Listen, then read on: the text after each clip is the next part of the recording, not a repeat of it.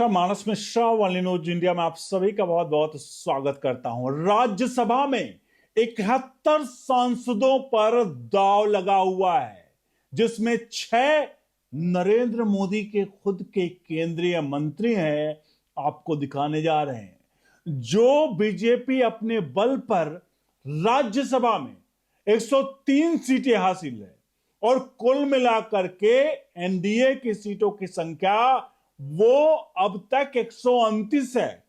वहीं जो 71 सीटें हैं, उन 71 सीटों में 30 खुद के एनडीए के लोग हैं। आपको आगे आंकड़े दिखाने जा रहे हैं कि बीजेपी अपने बल पर कैसे राज्यसभा में भगवा लहराने जा रही है और राज्यसभा के आंकड़े कांग्रेस के सुपड़ा साफ होने का, यानी कांग्रेस राज्यसभा से उसका सुपड़ा साफ हो रहा है। अब सोनिया गांधी अकेले एक दुकेले कुछ लोगों के साथ राज्यसभा में दिखेंगी। दिखाते हैं पूरी खबर। अनुरोध करेंगे इस वीडियो के कमेंट बॉक्स में अपनी राय प्रतिक्रिया जरूर दीजिएगा, क्योंकि हम आपको एक एक आंकड़े दिखाएंगे। कौन है मोदी के 6 मंत्री और 71 सांसद जो इस वक्त मौजूदा हैं, जिनके किस्मत दांव पर लगी, वो कौन है और कौन किसकी विदाई हो रही है। और राज्यसभा में आखिरकार बीजेपी अपने बल पर, मैं एनडीए की बात नहीं कर रहा हूं, क्योंकि एनडीए के आंकड़े देखें तो 155 160 के आसपास आंकड़े एनडीए के पहुंच सकते हैं, लेकिन इसमें सबसे प्रमुख है बीजेपी के अपने बल पर 122 123 का आंकड़ा राज्यसभा में कैसे पा रही है, वो आपके सामने आने जा रहा है। तो कमेंट बॉक्स में अपनी राय प्रतिक्रिया जरूर दें और वीडियो को लाइक शेयर जरूर करें। सबसे पहले मैं आपको दिखाता हूं 6 मंत्रियों के नाम जो मोदी सरकार के हैं, जिनकी किस्मत दांव पर है। उसके बाद और आंकड़ों की तरफ बढ़ेंगे। पहले देखिए, आपके सामने आंकड़े दिख रहे हैं। ये 6 केंद्रीय मंत्री जिनके दांव पर लगे हैं, इनका कार्यकाल खत्म हो रहा है। उनमें हरदीप सिंह पुरी, पेट्रोलियम मंत्री, ये यूपी से आते हैं। बीएल वर्मा, सहकारिता राज्य मंत्री। रामनाथ ठाकुर, ये बिहार से हैं। रवनीत सिंह बिट्टू, रेलवे राज्य मंत्री हैं। जॉर्ज कुरियन, अल्पसंख्यक मामलों के राज्य मंत्री। और रामदास अठावले, सामाजिक न्याय राज्य मंत्री। ये 6 नाम हैं। ये जो 6 नाम हैं, ये 6 का कार्यकाल 2026 में खत्म हो रहा है। और ये 6 के कार्यकाल सीधे तौर पर नरेंद्र मोदी सरकार के बात करें तो जो लोग ये अटकलें लगा रहे हैं कि इन 6 की सीटें कहीं इधर उधर हो रही हैं, तो राज्यसभा में जो दांव की बात कही जा रही थी, 6 के 6 मंत्री पुनः वापस आ रहे हैं, क्योंकि ये सभी एक से बढ़कर एक मंत्री हैं जो मंत्रालय में इस वक्त एक्टिव हैं। चाहे वो हरदीप सिंह पुरी हो, चाहे वो सहयोगी रामदास अठावले हो, क्योंकि उनकी सीट तो हमेशा फिक्स रहती है। इसलिए 6 के 6 मंत्री पुनर्वापस आ रहे हैं। अब मैं आपको पहले उन आंकड़ों की तरफ लिए चलूंगा जो आंकड़े राज्यसभा में कर रहे हैं। उसके बाद यूपी के भी आंकड़े दिखाऊंगा। सबसे पहले मैं आपको यूपी के 10 सीटों के आंकड़े दिखाता हूं, उसके बाद फाइनल आंकड़े की तरफ बढ़ता हूं। सबसे पहले आप देखिए यूपी के 10 सीटों पर क्या है, कौन कौन से क्या है, आंकड़े आपके सामने जा रहे हैं। देखिए, जो प्रमुख राज्य हैं और उनके प्रभाव, उत्तर प्रदेश जहां 10 सीटें हैं, सबसे ज्यादा इस बार 2026 में। इन 10 सीटों में 8 सीटों पर बीजेपी बड़े आसानी से जीत रही है। तमिलनाडु जहां 6 सीटें हैं, लेकिन ध्यान रखिएगा तमिलनाडु में 6 सीटों तो हैं, लेकिन अब की बार तमिलनाडु में चुनाव है। कौन सा? विधानसभा का चुनाव। और विधानसभा के चुनाव के बाद ये 6 सीट के आंकड़े बदलेंगे। पश्चिम बंगाल 5 सीटें। पश्चिम बंगाल के बारे में आगे बताऊंगा, इसके कुछ और प्रमुख चीजें।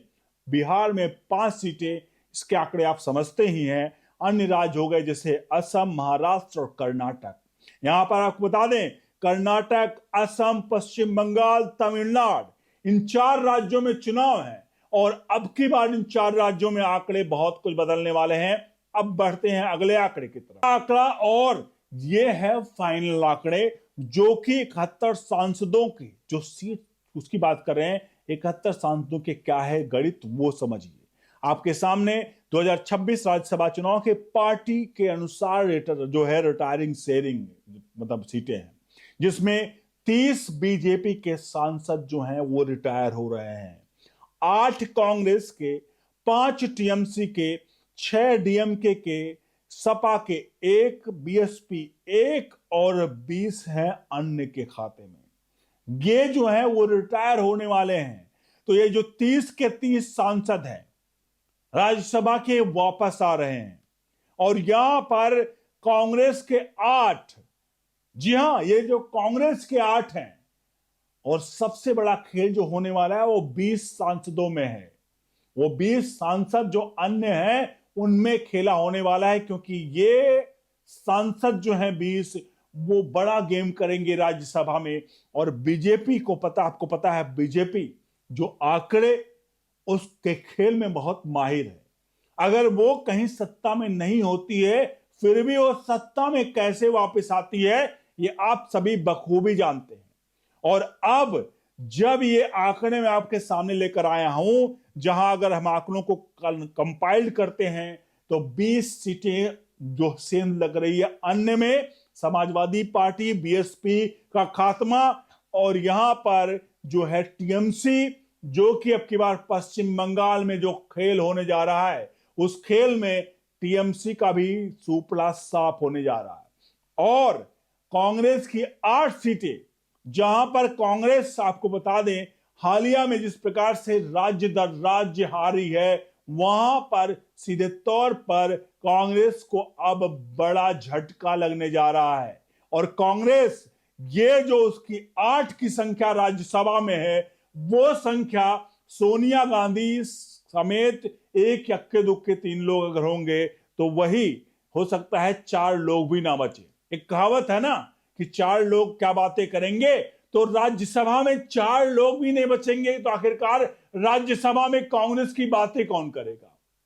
हालांकि एक मजाकिया तौर पे हमने कहा कि 4 लोग क्या बातें कहेंगे, तो जब राज्यसभा में 4 लोग ही नहीं रहेंगे तो क्या बातें करेंगे। और सोनिया गांधी किसके बल पर अब हराम में भी राम ढूंढेंगी, क्योंकि जब संजय सिंह कहते हैं कि हराम में भी राम है तो सोनिया गांधी टेबल ठोकती हैं। लेकिन आपको बता दें, हराम में राम ढूंढने वाली सोनिया गांधी को नहीं पता है कि राम सर्वत्र है, सर्वव्यापी है, कण कण में राम है। हराम में राम के ढूंढने वालों, राम उस हर जगह पर है, क्योंकि राम ही सर्वथा सत्य है, राम ही जीवन है, राम ही पैदाइश है और राम ही अंत है, क्योंकि राम नाम सत्य है। और किसी पार्टी का राम नाम सत्य अगर देखना चाहते हैं तो वो पार्टी शायद कांग्रेस है, जो हलफनामा देकर कहती है कि भगवान राम काल्पनिक है, राम मंदिर को लेकर के भगवान राम के जन्म का सर्टिफिकेट मांगती है, भगवान राम को काल्पनिक बताती है। लेकिन आज उसी कांग्रेस का राम नाम सत्य होता दिख रहा है। क्षमा कीजिएगा, आपको लग रहा होगा मैं किसी के लिए शायद इस तरह की अभद्र भाषा का और कहीं ना कहीं एक असंवैधानिक भाषा का इस्तेमाल कर रहा हूं, लेकिन क्षमा कीजिए, आपको लग रहा होगा यह संवैधानिक भाषा नहीं है। जो लोग हराम में राम ढूंढने पर ताली बजाते हैं उनका राम नाम सत्य होना तो तय ही है। कमेंट बॉक्स में अपनी राय प्रतिक्रिया जरूर दीजिएगा। और अब की बार बीजेपी ने अपने बल पर राज्यसभा में जो भगवा लहराने जा रही है और एनडीए के साथ जो मजबूती के साथ खड़ी होने जा रही है, और देश को 2047 का विकसित भारत का सपना नरेंद्र मोदी का जो है वो सपना साकार करने में ये राज्यसभा की सीटें बहुत प्रमुखता से रोल निभाएंगी।